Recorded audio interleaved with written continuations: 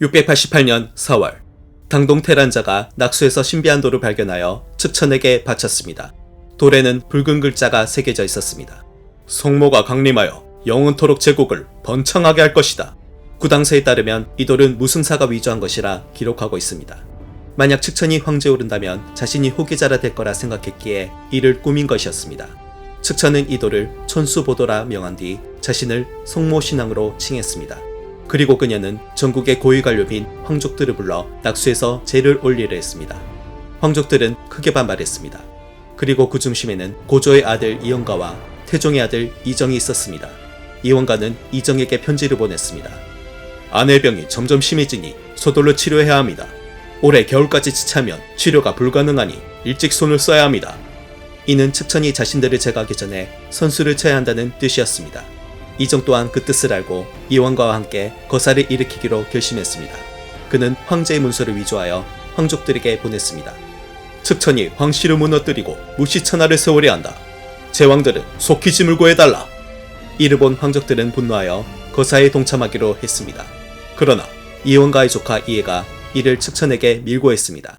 이에 이정의 아들 이충이 박주에서 서둘러 거병했지만 7일 만에 진압되었고 그는 병사들에 의해 죽임을 당했습니다.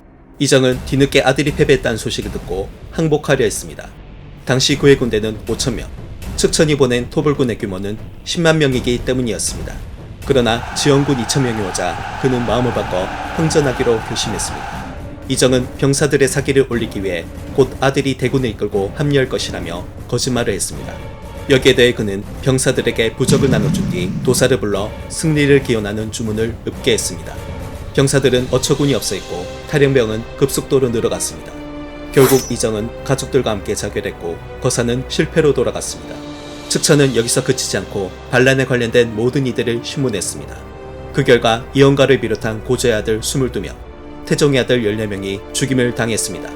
자치통감에는 다음과 같이 기록되어 있습니다. 당의 황족이 거의 전멸하다시피 했다. 690년 1월 측천은 새로운 문자를 공표했습니다. 그리고 전국 각지에 대운경을 보급하고 대운사를 짓도록 명했습니다. 그렇게 그녀는 불교를 이용해 자신이 황제에 오를 정당성을 만들었습니다. 690년 9월 낙양의 백성들이 궁궐 앞에 모여 측천이 제위에 오를 것을 청했습니다. 시간이 지나자 문무관리들이 주축이 되어 무려 6만여 명이 몰려들었습니다. 그들은 대표자를 뽑아 측천에게 직접 청을 올리도록 했습니다. 하늘이 폐하를 황제로 내리셨고 온 백성들은 폐하를 어머니로 모시려고 합니다. 천심과 민심이 이러한데 어찌 이리도 계속 사양하십니까? 예종 또한 나서서 황제에 오를 것을 청했습니다.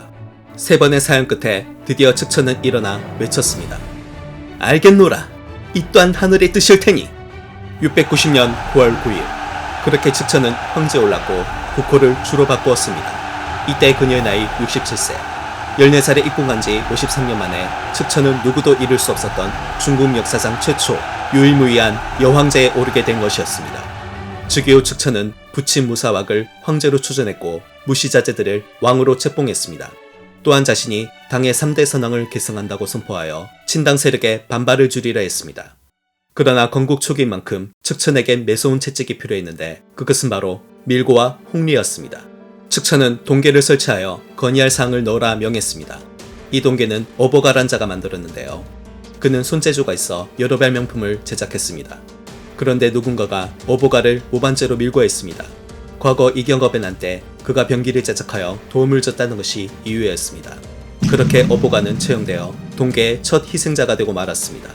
이렇듯 동계에 투입된 내용은 대부분 밀고였습니다.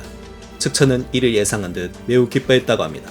그리고 한술 더 떠 그녀는 신분에 관계없이 밀고하는 자에게는 관직을 내릴 것이며 사실이 아닐 경우라도 처벌하지 않겠다며 밀고를 장려했습니다. 그렇게 낙양은 전국에서 몰려든 밀고자들로 가득 찼습니다. 측천이 가진 또 하나의 채찍은 홍리였습니다. 그녀는 총 27명의 홍리를 뽑았는데 그중 가장 잔인했던 인물은 내준신이었습니다. 그는 낮은 신분으로 태어나 살인과 방화를 일삼다 감옥에 갇히게 되었습니다.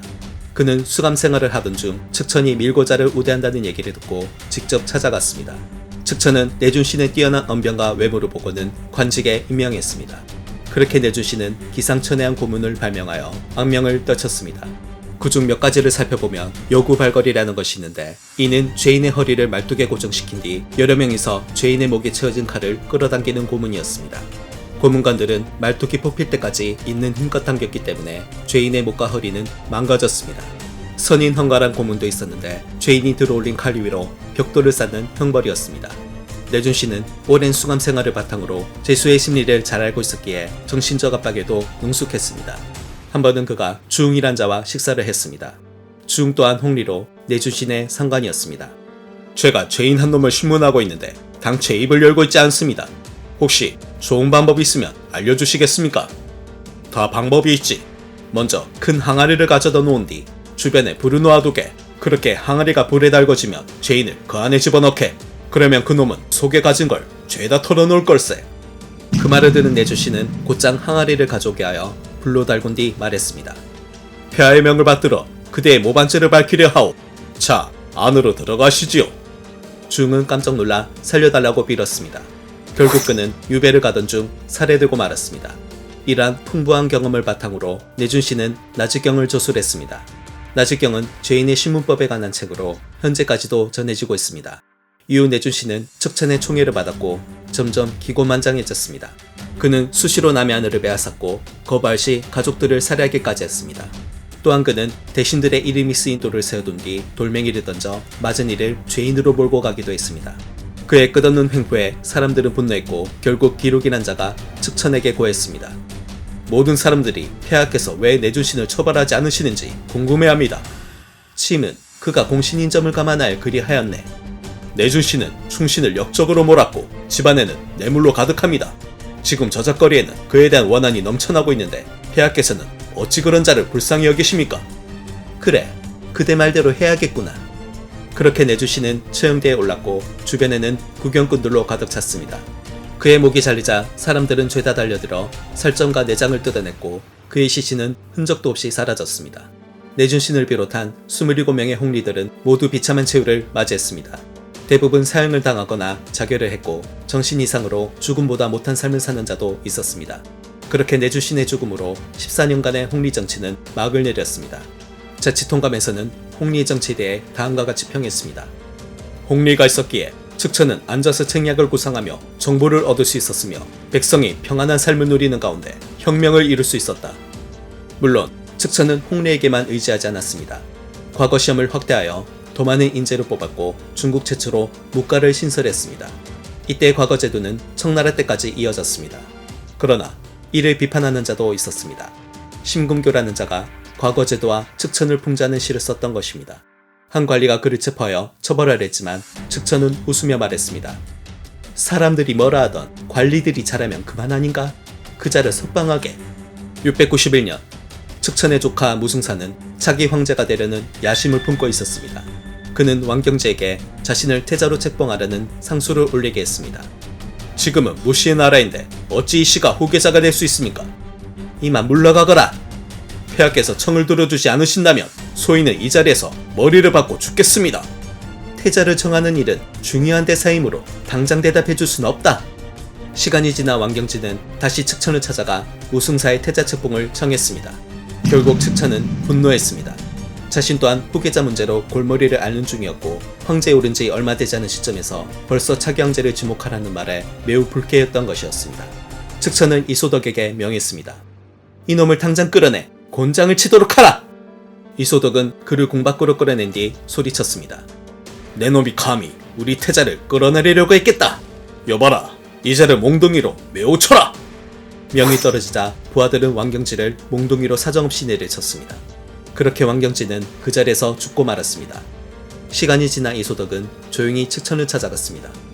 폐하, 소신은 위왕의 권력이 너무 크다고 봅니다. 치매 조카이니 당연한 것 아니겠소? 권력 앞에선 부자끼리도 죽이는 법입니다. 하물며 고모와 조카 사이면 어떻겠습니까? 이에 측천은 놀랐고 곧장 무승사의 재상직을 박탈했습니다. 한편 태자이단에게도 어두운 먹구름이 들이오고 있었습니다. 그는 매일 아침 측천에게 문안 인사를 드리러 갔는데 한 여인이 그를 눈여겨보고 있었습니다. 그녀의 이름은 위다나로 궁중 출입을 담당하는 궁녀였습니다. 위다나는 미모와 지성을 겸비했고 측천은 그러한 그녀를 총애했습니다. 그러나 이단의 마음속에 그녀가 자리 잡을 곳은 없었습니다. 이단은 하루하루가 생사의 갈림길에 있었기에 정을 줄 여력이 없었기 때문이었습니다. 이에 위다나는 자존심이 상했고 그를 해하려 했습니다.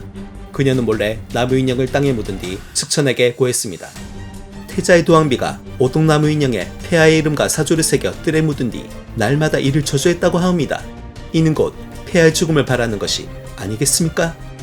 693년 1월 2일 이단의 왕비인 정비유씨와 덕비두씨는 측천에게 찾아가 신년 인사를 드렸습니다. 측천은 말없이 웃은 뒤 그녀들을 내보냈습니다. 그렇게 그녀들은 소리소문 없이 죽임을 당했습니다. 아무 의미 없던 이단은 그저 참을 수밖에 없었습니다. 이후 이다나가 무고한 것이 밝혀졌지만 측천은 도왕비를 사면해주지 않았고 오히려 이단을 연금시켰습니다. 설상가상으로 그는 모반을 했다는 유명까지 쓰게 되었습니다. 그녀는 내준신에게 이 사건을 맡겼는데 신문 대상은 이단과 함께 지내던 악공들이었습니다. 저승사자와 같은 내준신이 다가오자 악공들은 울음을 터뜨렸습니다. 절망적인 상황에 이단은 고개를 떨구었습니다. 그때 누군가 소리쳤습니다. 태자께서는 죄가 없습니다.